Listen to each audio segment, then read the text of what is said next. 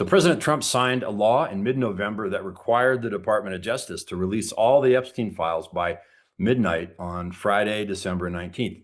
The deadline was set by the law that the president signed and that Congress had passed.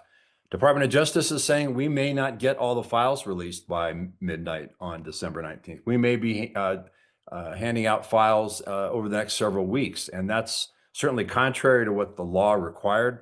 The problem is the law didn't have any enforcement teeth in it. There was nothing in the law that said, if that doesn't happen by midnight on December 19th, this is the penalty, this is the punishment. So they're not required to release a list of what they're not releasing. And that's where the problems arise. And that's where the suspicion would continue to grow, because we don't know what we don't know about the documents that were kept back. And so it's up to the Department of Justice. It's basically the honor system saying, okay, these materials relate to victims, so they're kept back. These materials relate to ongoing prosecution, so they're kept back.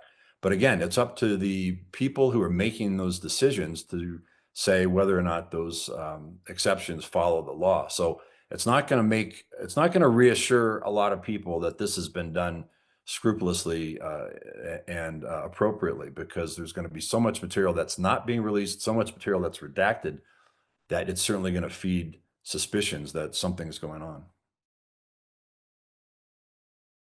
But on the other hand, there's not much that the Congress can do to enforce this. Now, there have been claims and reports that some members of Congress want to initiate impeachment proceedings against the Attorney General, the Deputy Attorney General Todd Blanche, in the case that there's material that should be released that hasn't been released.